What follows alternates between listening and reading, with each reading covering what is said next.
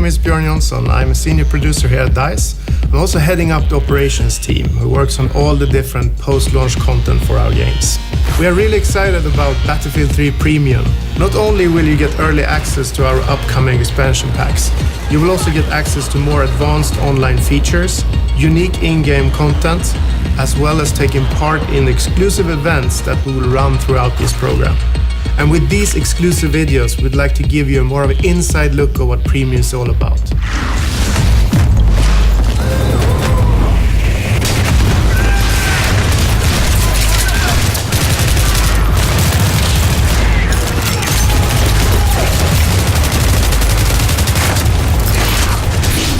I'm Niklas Fegraeus. I'm the lead designer for the DICE operations team, and I'm currently in charge of designing the X-Packs for Battlefield 3. I started at DICE in 2004 as an animator doing weapon animations for BF2, and since then I've moved on to design. The idea behind Close Quarters is to capitalize on what the Battlefield universe is. In 1 second you can be an infantryman running through a house, and in the next second you can be a pilot soaring through the skies in a jet fighter. So it has all these very exciting elements, and what we want to do with Close Quarters is to really capitalize on the infantry-focused, tight combat environment. Now with maps that really cater to it. In order to enhance that, we've also introduced what we call HD destruction, which basically means that you can use only your rifle. I mean, normally you would have to use like tank shells and bazookas in order to bring down, these big stone walls. But now it's like plaster, wooden panels, furniture. So you will be like a destruction machine, even only with your carbine machine. It makes everything very vivid and very kind of in your face.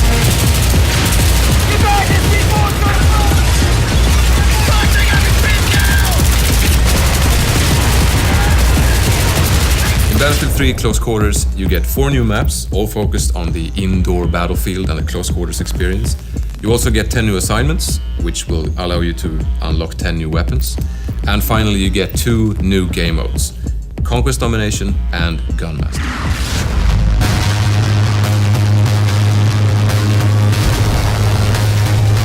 Conquest Domination is the close quarters take on Conquest. You basically have less amount of flags with much quicker cap time. So flags tend to change owners very quickly, but also you have no safe spawns, you don't have any home bases. So it's really important that you keep control of these key areas. And I think squad play is the key factor in achieving victory in Conquest Domination, because it's really important to really maintain control of these areas, because you have no other safe zone, you just need to do that.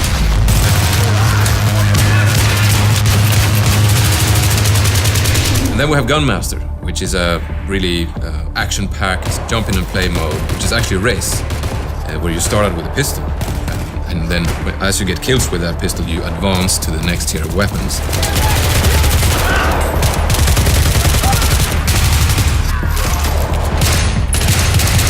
In order to win the mode, you need to go through the powerful weapons and ultimately win by getting a knife kill in the end. If you do that before everyone else, you win the race, you win the mode, and it's all smiling faces. All smiling faces or one smiling face? It's actually true, there's only one smiling face, and then there's like 15 frowns, but hey, it's all smiling faces, it's a fun mode.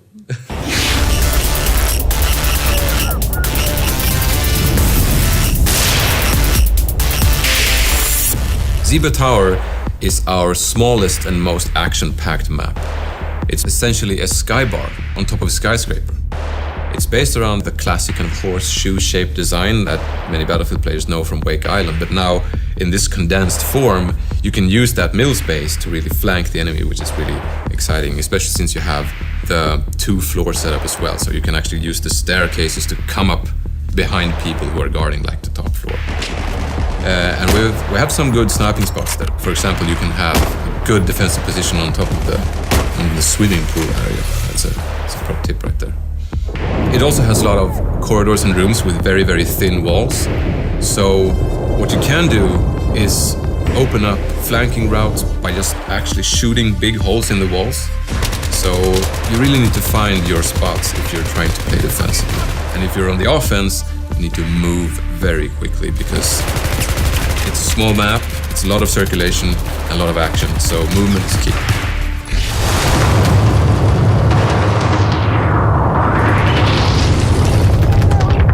Dania Fortress is the most varied map.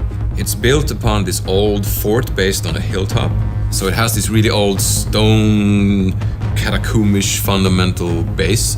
And then they have tried to build this nice, posh, luxurious palace on top of it with lots of art and, nice furniture and things. And now, war has come, so it's partly destroyed, and you have all these big holes and openings that allow for, flanking and going between floors and so on. Gameplay-wise, it has lots of stairs that lead to either flag positions or to the other floor, of course, and also to certain sniping spots that you can have overview of courtyard or big corridors. So I think the best tactic to employ on Dania Fortress is to use really proper squad play in order to defend the key locations, like the big entrance room, cellar. They have all kinds of entrances, so protecting them needs more people, so a good squad will really be able to lock one of those down, and that's what's going to achieve victory.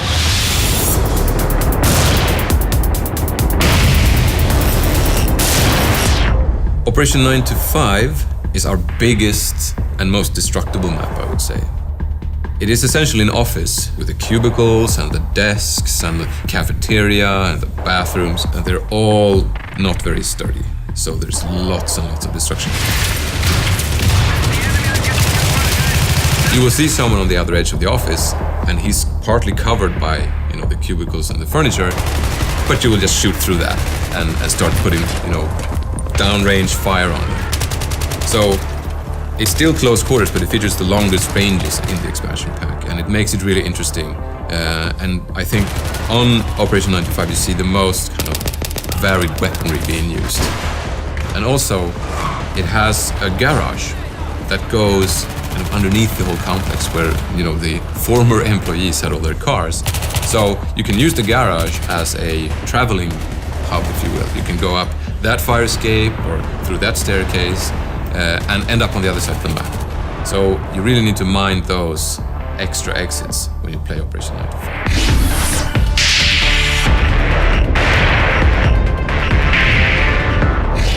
Scrap Metal is the most vertical map. It is an old factory. Parts of it actually so old that it's not being used anymore. It has a kind of a two-fort design where you have one big area, which is actually like a worn-down part of the factory, and then you have the still kind of functional area on the other side. And the thing is, those two sides are connected only through pretty narrow passages. So keeping those under control is really, really key.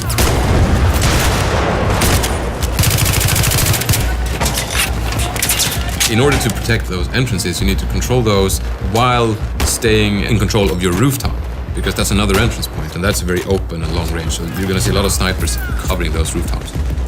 And also, since it's an old factory, it's made out of mostly concrete and metal, so you won't have the same abilities to tear down walls and create flanking routes. So positioning, I think, is the absolute key to winning on Scrap Metal. It's very exciting when you have control of one side and you're trying to figure out how to assault the enemy on the other side. And I think that's a very exciting proposition that comes with Scrap Metal.